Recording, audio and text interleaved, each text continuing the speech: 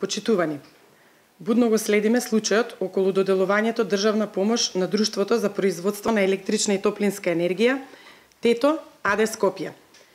Имаме основи за сомневање за сторен криминал, злоупотреба на државни пари и индиции за нерегуларности при постапка за доделување на државна помош. Имено, предмет на државната помош е јавна давачка од околу 16 милиони евра по основ на данок на добивка за 2018 година, кој настанал со отпис на долгови согласно план за реорганизација во стечајна постапка на АД ТЕТО.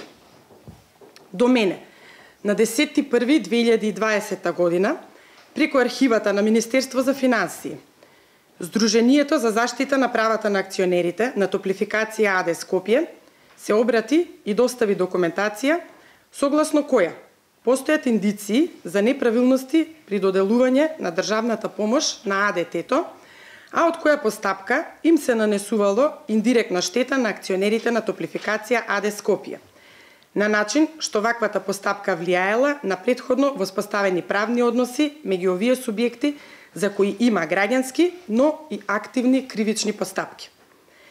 Имајќи ги предвид информациите кои ги добив и податоците кои согласно моите надлежности можев да ги приберам, со оглед на сомнежот за неправилностите во оваа постапка, соодветно реагирав и целосната документација, заедно со сите списи, ги предадов во Министерството за внатрешни работи, како надлежна институција. Она на кое се основаше мојата реакција произлегува од следното. ТЕТО е фирма која своите производи ги продава на слободен пазар по правилата на пазарот за електрична енергија во државата и странство. И тоа треба да се земе предвид при секоја постапка, а особено при постапка за доделување на државна помош. Со доделувањето на државната помош, оваа фирма е повластена споредено со конкуренцијата. Требало да се земе предвид дека ТЕТО е фирма за која се водат истраги во кривична постапка, а веројатно и кривични постапки за кои финансиската полиција, заради постоење на основи за сомнение за сторени кривични дела, злоупотреба на службената положба и овластување, лажен стечај и перење пари и други приноси од казниво дело, поднела пријава до јавното обвинителство, за што ја извести јавноста со соопштение на 21.6.2019 година. Уште повеќе, се дала помош на фирма за која има известување од Комисијата за хартии од вредност од 22.8.2019 година дека по спроведената анализа на целокупната состојба на АД ТЕТО и АД Топлификација утврдила дека постојат основи на сомневање дека сметководителот и ревизорот постапиле спротивно на Законот за хартии од вредност. Во однос на ова, владата во соопштение известува дека предмет на државната помош е данокот на добивка, која де факто не постоела, не е реализирана во компанијата, туку е настаната фиктивно по основ на отпишани обврски врз основа на планот за реорганизација. Од тука се поставува прашањето дали и за другите фирми овој основ не треба да се земе предвид при утврдување на даночните обврски и дали за нив државата смета дека де факто нема данок на добивка или нив им наплаќа данок, иако смета дека е фиктивен. Ако е на тој став, оваа влада требало да иницира соодветни законски измени, со кои основата за пресметување на данокот на добивка, кој како што велат де факто не постои, односно истиот е фиктивен, законски ќе ја отстранат за истата да не биде предмет на наплата за останатите деловни субјекти и граѓаните во државава. Од достапната документација, која јас ја поседувам, во предлог на текстот на договорот, мене ми се поставуваат повеќе прашања.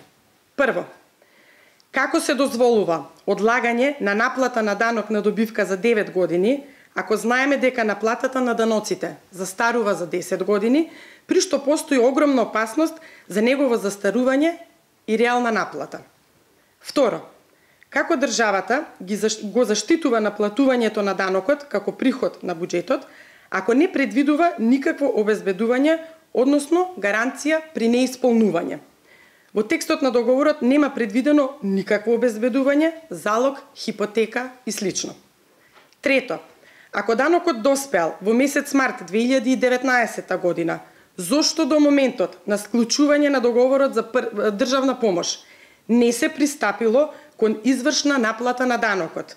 Зошто оваа фирма, која е конкурентна на пазарот, е повластена? Четврто, зошто одлуката за доделување на државна помош не е објавена во службен весник и покрај обврската согласно деловникот за работа на владата, и зошто се крие од очите на јавноста, кога со оваа одлука се одлучува за неприбирање на данок, што во суштина подразбира располагање со парите на граѓаните?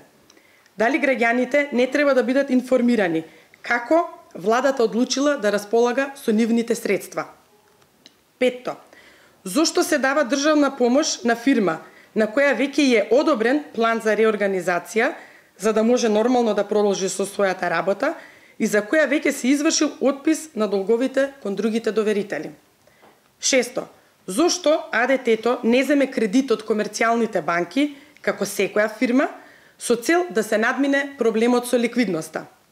И седмо, или сосема на крај, ако владата гледала оправданост во ваквите постапки, зошто не пристапила кон одлагање на плаќањето на долгот согласно Законот за даночна постапка, каде плаќањето на даночниот долг може да се одложи за определен рок во еднократен износ или на рати, но не повеќе од 36 месечни рати, или можеби сето ово одлагање на наплата на данокот представува опростување на истиот.